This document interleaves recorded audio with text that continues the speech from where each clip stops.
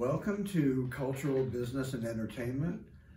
This is show number 24, and I'm with my sister Vicki.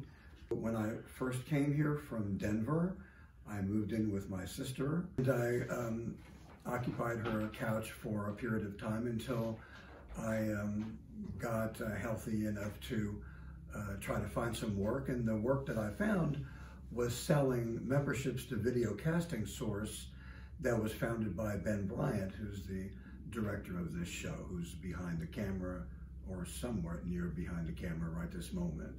This is my sister Vicki, and we were born and raised in Tulsa, Oklahoma, and we were always very, very close. Vicki made it possible for me to show my play. So this is what she sounds like, this is what she looks like. She has been an instrumental part of my life. She introduced me to Ben. She has made other introductions. She has paid for certain events or projects that I created that made it possible for me to preserve them now. When I came down with COVID, my sister came here and she nursed me back to health, and she wrote a book about her contribution to saving my life, and that is a fact. That's the book that she wrote. That's what I looked like as a dying patient in the hospital. That's the respirator that was keeping me alive. But what really kept me alive was my sister's care to bring me an adequate amount of protein, to bring me the homeopathic medicines that were empowering my immune system, to have the extra boost to be able to recover. She came with protein. She came whenever I needed somebody to talk to the nurses that were busy and treating other people and ignoring me. And if she had not been there to bring me medicine, food, sustenance, and everything that I needed to survive, I would have been one of the, a million people that died from COVID. So I'm here courtesy of my sister, who saved me and reunited with my original director, Ben, and his wife, Elizabeth, which I learned a great deal from. Elizabeth is not a political person like me. She's a healer, and she administered to me when I had a clinical depression, and my mantra was suicide. And I learned a tremendous amount from Elizabeth, and Elizabeth was very instrumental in my being able to survive a clinical depression, so that I could then get COVID and be saved by my sister, so that I could survive for 30 years to come back here and start reclaiming my entire body of work, starting with my television show, which people find pretty interesting. So would you please express what your experiences was like taking care of me in the hospital, what your thought process was, and how you tended to me? Well, I first got the phone call from the doctor saying, your brother is on hospice and he has 5 days to live. So I said, well, I want to come see him. And she said, it's too dangerous, you can't. And I said, well, let me think about this and I'll call you back. And I took a walk on the beach and I came back and I said, I've got to be with my brother, because I realized I just didn't want to be alone in the world. And I didn't want you to be alone, dying, even if it was over the phone. So they basically broke all the rules and let me see you. And I had reassurance from a spiritual teacher that I would be safe, that nothing would happen to me, I'd be okay. It was scary, and the first time I saw you, you took my hand and you looked right in my eyes and you said, I want to be released to you. I want you to take care of me, and I want you to feed my body all that it needs nutritionally so I can fight this virus. So then I was like, okay, I know what to do, because if you hadn't told me what you needed, I really wouldn't have known what to do. Well, this is what I looked like, and I was pretty much comatose. So if I wanted to put my life in the hands of somebody that loved me and had the ability to actually take care of me, there's nobody better than my sister. And if you compare her to the nurses that were tooling around, just having a good people were dying. I made a very fine choice. Yeah, thank you. So I called Dr. Binder, who's been our homeopath, chiropractor, acupuncturist, naturopath for over 50 years now. And I said, Gary's in trouble. This is the situation. Dr. Binder stopped everything. And he then basically dictated every single nutritional thing he would need, what it was for, why he was suggesting it, and how it would work for him. And so I went and bought everything between a couple different health stores and pharmacies and came back. And then I remembered there was a friend in Gold Beach, Oregon, who was taking care of an ALS patient, and he was surviving on Kate Farm drinks. So the doctors approved the Kate Farm drinks, and they approved like 4 of the nutritional vitamins out of 12. And so I thought, well, I got to get this to Gary. So what I did is I put him in my bra.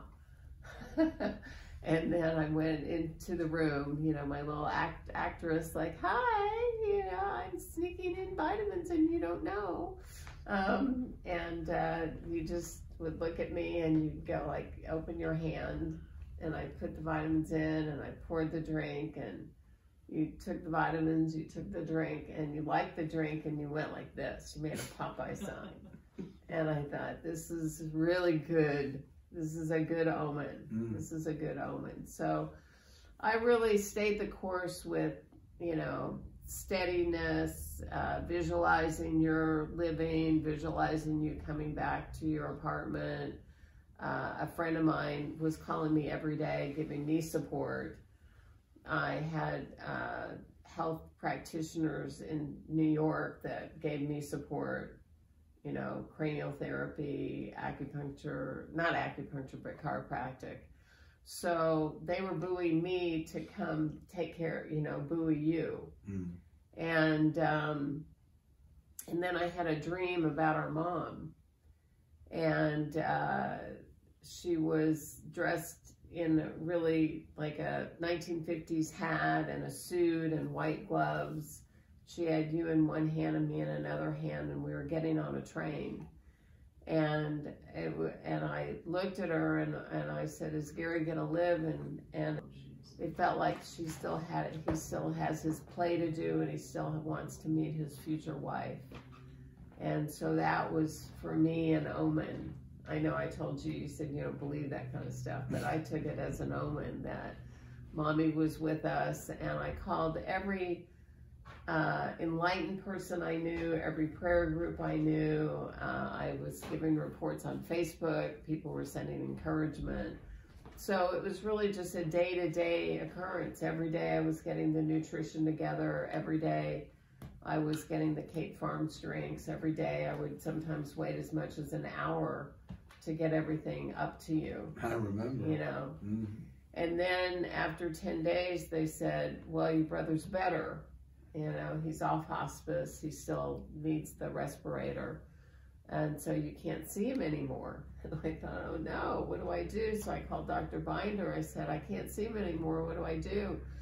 And he said, put all the nutrients in the Kate Farm drinks. That's right. And then take those up. So then I'd wait for the nurse every day, put everything together, wait for the nurse, and she'd bring it up to you. Then I'd have to call to make sure you got it, because sometimes they would take it and not give it to you.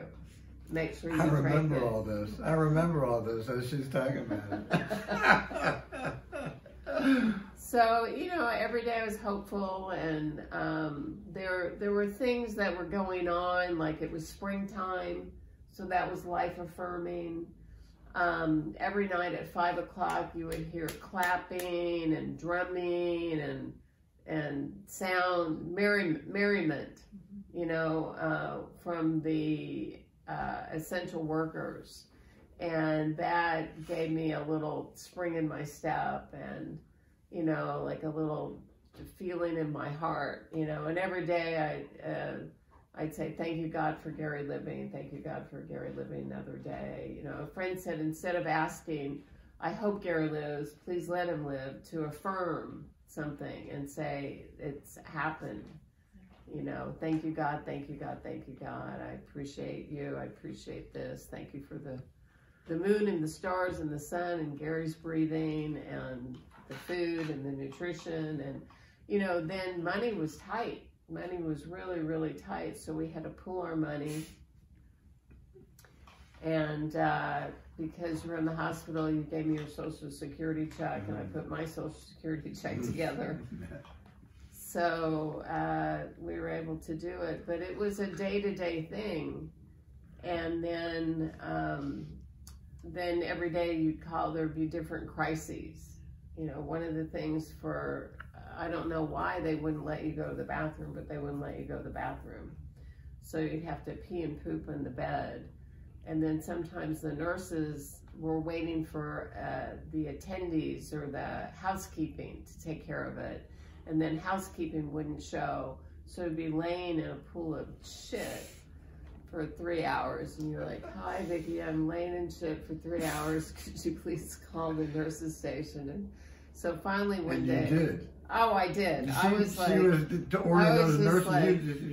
charge. Oh, I was on top of everything. And then I called a woman named Nicole and I said, what do I do? And she said, you're going to have to use the N-word. I said, the N-word? She said, negligence. Don't tell them I told you. And then she gave me the name of the vice president of nursing. And I said, hey, we've got a problem here. So twice I had to call her. And then they were scared of me, you know, which is a nice feeling because I'm usually pretty too nice person, you know. But it was, when I have someone I'm fighting for, it's easier than me asking for something for myself.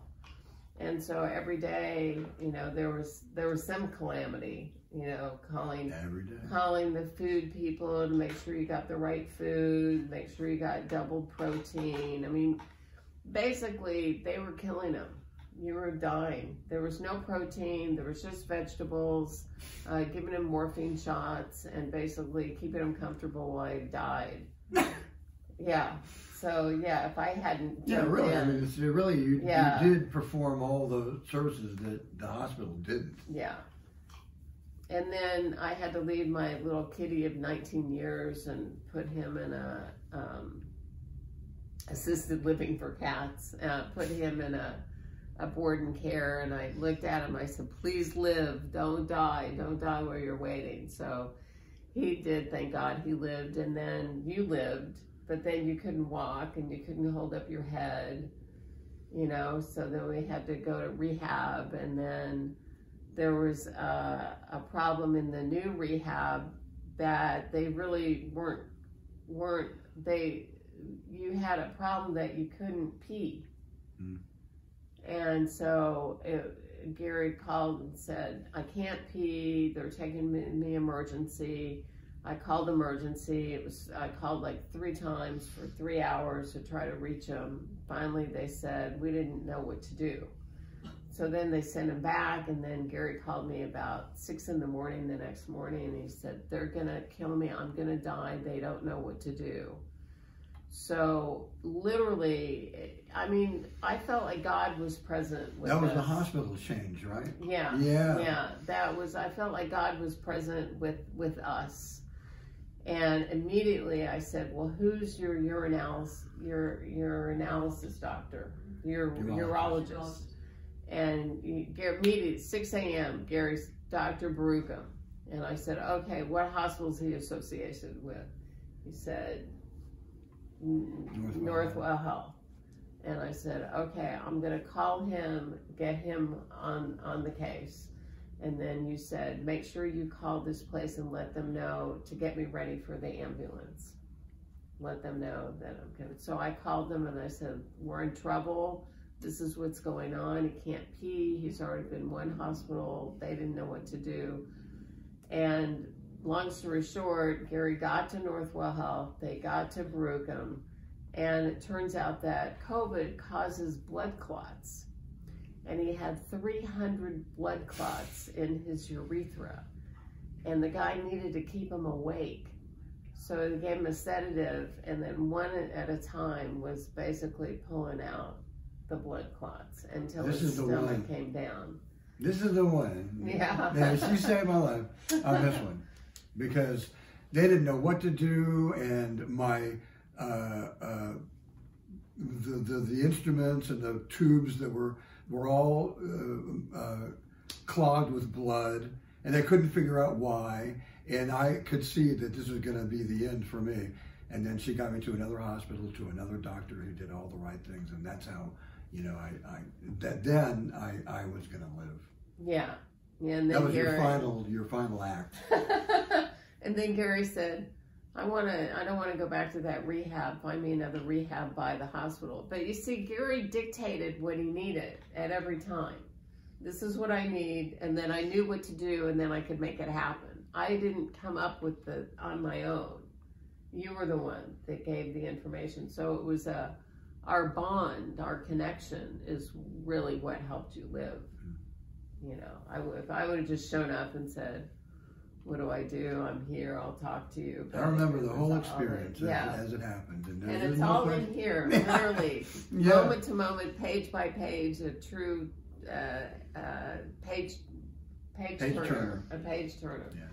So then I looked up on Google, and I looked up all the reviews, and I looked for a rehab that was right around the corner from Northwell Health, and found a great rehab.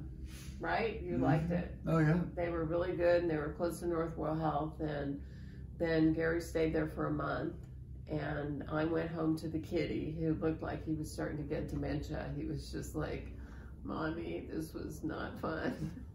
And I had gotten him a little puppet rabbit to put next to him so he was warm at night.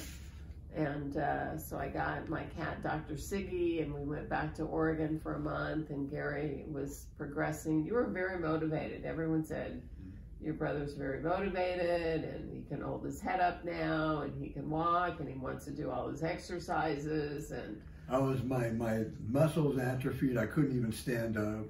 I didn't know if I was ever going to really be able to walk again. You never know these things, but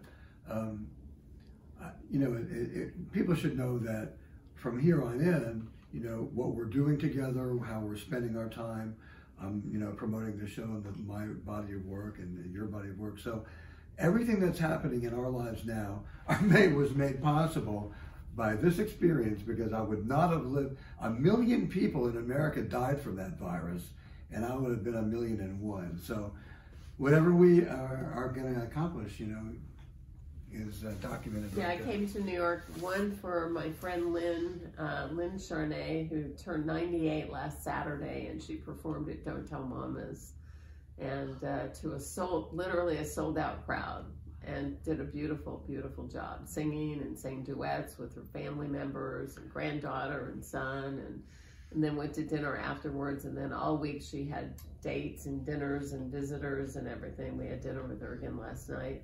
And then I ordered my book so that Gary and I could go around and thank all the people who were involved, you know, restaurants, neighbors, people, friends of mine I've known 30, 40 years that were praying, you know, friends that gave support, Facebook friends, everything. So we're giving the books to our friends and so if you want to be part of the trend that is launching from this book, it's on Amazon. You can go to Amazon. A Sister's Love, the Trust and Bond, or wait, the how family. It was originally how the Trust and Bond could save a life, but we made it how family bonds can save a life. So we wanted to inspire other people to stay close to your family, to be there, be available for them, listen to them, and tell the doctors what you need, and don't give up. You know, there's always something outside the box that can help you.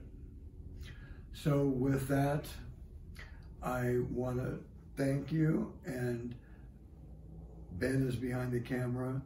He has a wife who's an accomplished healer and a support for Ben, somebody that's essential to his happiness and well-being. And a beautiful singer. And a beautiful person. And a beautiful person, a lovely soul, a person who cares about other people, their feelings, and their physical and emotional makeup. And Oh, I wanted to say one more thing before I close out. When I came back to get Gary and took him out of rehab and immediately got him some whitefish, that he loved, he came back to the apartment. Now, if I'd been in the hospital or rehab, I'd come back to the apartment, all I'd want to do is go to bed. No, not Gary. He read through all his mail. He organized all his papers, put everything together. He had energy, organization, brain power, no long COVID. So the nutritional support that I gave him really made the difference. And it's on YouTube as well. It's under Gary Mizell, youtube.com, Gary Mizell, under How I Saved My Brother's Life from COVID. And anyone can get that for free. So the nutritional aspect of what my sister contributed, which was essential, the homeopathic medicine that came from Dr. Binder was absolutely essential, and that's her connection. And I don't know anybody. And the nutrition too that anyone can get. Yeah, she had access to that, and she has access to Elizabeth because this is Elizabeth's area. This is the kind of thing that Elizabeth understands, and this is the world that Elizabeth operates in. And she is an author herself, and she is a healer herself. And I'm gonna ask Elizabeth to join me here and sit in my sister's chair, because I had a clinical depression, and I can tell you from personal experience that mental pain can be just as hellacious as physical pain. And when I was on the table experiencing Elizabeth healing hands, my clinical depression was absolutely absent during every second of Elizabeth's treatment. So I learned from Elizabeth that your brain chemistry, your body chemistry can change under the right circumstances, and the right circumstances for me was Elizabeth's healing hands. So let me introduce Elizabeth Hepburn, and thank my sister for saving me. You're welcome. My pleasure. That way I get to be with you some more. Thank you. And now I want to introduce the lady of the house who was always here when I would visit Ben and watch the football games and then come on a Sunday, and everything that we did together. Elizabeth was in the background talking about what she does. And let me hold up a sample of the Elizabeth Hepburn Better and Better series. This is Elizabeth Hepburn in her own words, with her own visage, which you can see as I'm seeing now. This is a person who you can feel Elizabeth's presence. That's good. You can feel Elizabeth when she's in the room. It's a warmth sets in, and when she talks about her life and her experiences and her work, it's a different theme. It's a different mindset. It's a more of a relaxed, calming, healing kind of environment. So I'm right here with Elizabeth, and this is her DVD, which I'll put here, and then she has her own pamphlet, which she includes with her book. And tell me, Elizabeth, how did you get on the road and introduced to your method of healing and relating to people in a more of a karmic kind of way? Well, I got very, very sick in the 70s. I had six surgeries, I think, in 4 years. Like that. And then I had 3 years of chemotherapy. Now, I didn't know that. That gets one's attention big time. Oh, bad. And I ended up, I was just unwell for a long time, but then something opened up in me and said, hey, I'm not leaving now, and I got to do something here, and I got to find, how to get better. And when I made that decision, I was guided to, all sorts of books and movies and teachers and gurus and I ended up walking into a meditation class at St. John the Divine that was guided by a woman named Hilda Charlton. And the minute I walked into the space, I went, what is going on here?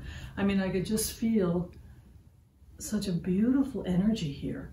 There were several hundred people sitting, you know, in the St. John the Divine is an incredible edifice. And if any of you live in New York, be sure you visit St. John the Divine, the church. And you don't have to go to a service or anything, but just being in that, it's gorgeous, gorgeous, gorgeous, gorgeous place. I wonder if you were receiving that in a higher level than most of the people that were there. I wonder if that was a feeling that was impressed upon you more than many of those others. No, I don't think so. No? I mean, I walked into a class that had been together for quite a while, and this is an exquisite teacher, and she just shares so much love. I mean, I'm a singer originally, and I found after I got sort of off my illness thing, I started writing songs. I never thought I could write a song ever. You know, I sing songs, and that's good, but I suddenly started composing. And I wrote a song called Love is the Answer, and love is the answer. Love is the answer. I mean, I know that with every fiber of my being. Do you feel that women have this capability of yours more than men do? No. I think men are magnificent, and they're on a much different path, and they have much different job to do here. And women have been brought up, particularly in our culture, to be nurturers. They're the mothers, and they're the cooks, and they take care of the house. They're certainly not the war makers and the mass murderers. I mean, every war is started by a man, and all these mass shootings and the AR-15s. These are all men doing that. Well, this is true, but we're working on that. You, the women of the world. Well, not only the women, but all the angels and all the people, that are supporting the planet. We're working on that. I mean, that has been an unfortunate wrinkle. Sometimes I say, we say about the avocado pit, my husband and I, about it's one of God's mistakes, the avocado pit. Why does it have to be so large? And then I think of, men are they're magnificent creatures, and they just have gotten a bad rap, and some very inappropriate teaching.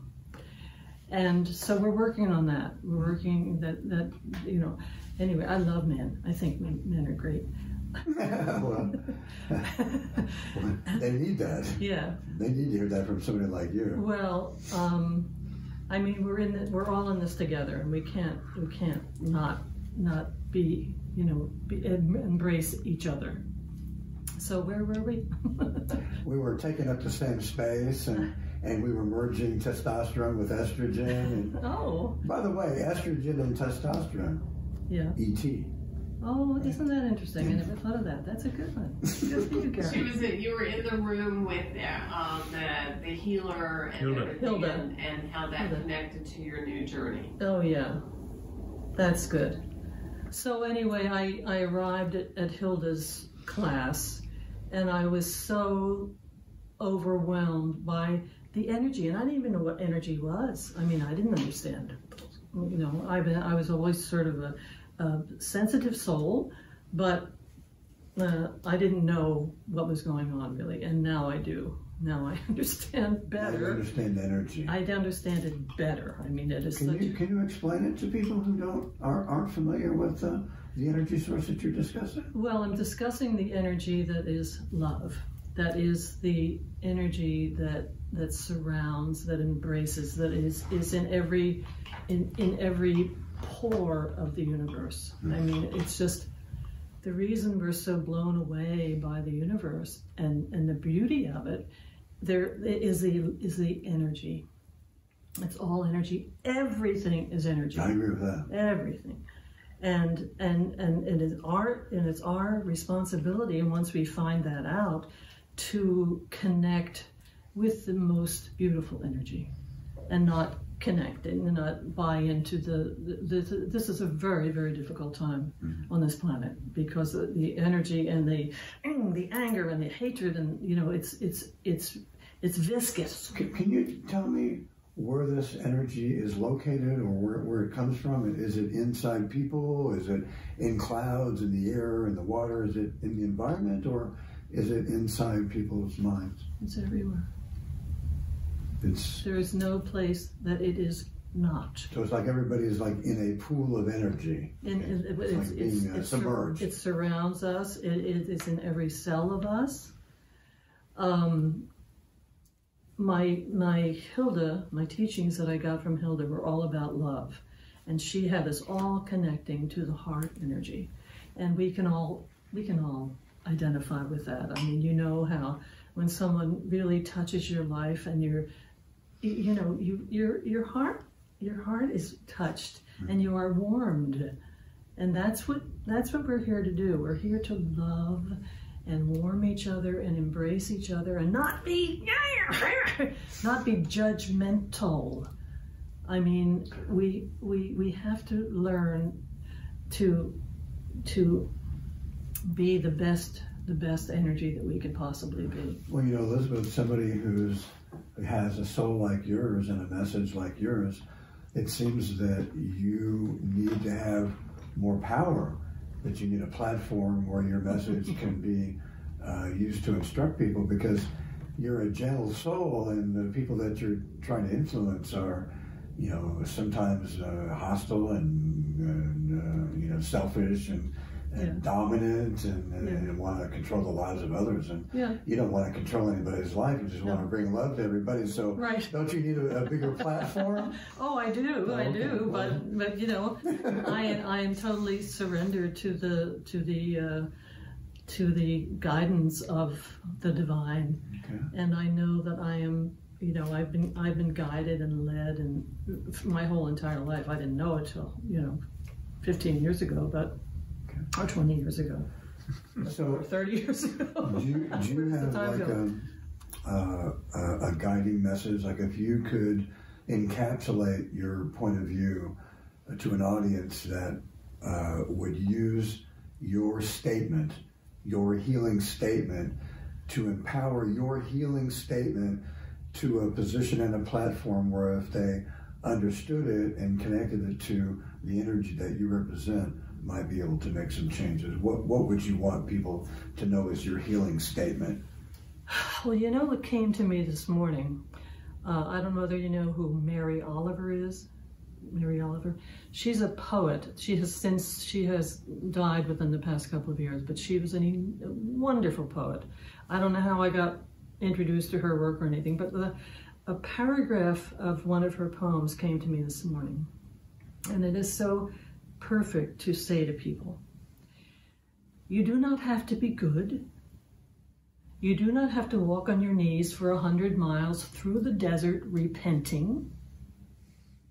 You only have to let the soft animal of your body love what it loves. Tell me about despair.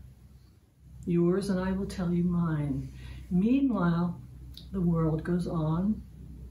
Meanwhile, the sun and the clear pebbles of rain, the clear pebbles of rain are moving across the landscapes, across the prairies and the deep trees and the mountains and the rivers. Meanwhile, the wild geese, harsh and exciting, are returning home again. Whoever you are, no matter how lonely, the world offers itself to your imagination, calls to you like the wild geese, harsh and exciting, over and over announcing your place in the family of things. Well, that's quite beautiful. We all have a place And it doesn't, doesn't matter how wealthy you were born or how poorly whatever your status in life, we're all here for a reason. All here for a reason. The name of Elizabeth's program is called Better and Better. The Better and Better series, because I have in my journey, I've had many bouts with critical illness, and I've had many surgeries, which is not a fun thing to do. No. So something said to me about 20 years ago, you got to make a product that will relax people profoundly when they have to have surgery, because everybody can do like this, and you can't. Your body needs to be what we need to be: relaxed, and restful. And so I made a product called the Better and Better series, and it's DVDs and CDs. There's a pre-surgery and post-surgery, and the last product is called In the Lap of Luxury. That's when you're all better. And it is to assist people in going through this very arduous rite of passage. I think everything that's difficult in our lives is a rite of passage. And we don't really have rites of passage anymore. But anyway, I think it's very important that we take this, that you need to have surgery, oh my God, and you are able to relax and go and have trust in the doctors, have trust in whatever has brought you to this place in your life, and know that you're going to come out the other side better and better. Okay. Because that's why we have arduous crises in our lives, to become better and better. We were somewhere on the dock somewhere, and somebody said, this is really a labor of love. That's what this was. And everybody on the crew was fantastic, and we had a wonderful time. There's videos and audios, and I sing on it, and it was the work of my life. But I'm not finished. I got more work to do. Okay. Well, I have more work to do myself. So let me work on some of the men that are watching this show, because a person like Elizabeth has to be protected, right? We are the ones with the testosterone. We're the keepers of the constitutions and whatever kind of governments we have in the world. So I think the role of men should be to make sure that people like Elizabeth get a hearing and a platform that can be powerful enough for that message to seep through to the people that have the ability to absorb it and change themselves from her healing words. So thank you for watching. This has been a 30-year hiatus and liaison between our efforts of this show from 1993. Ben, in his creative skills, created a compendium of the top 12 programs. He calls it a clip reel. So we have a clip reel of our top 10, top 12 shows, and that's what we'll be sending out in order to introduce people to cultural business and entertainment. Thank you for watching, and hopefully you'll find something to watch again along these lines in the future.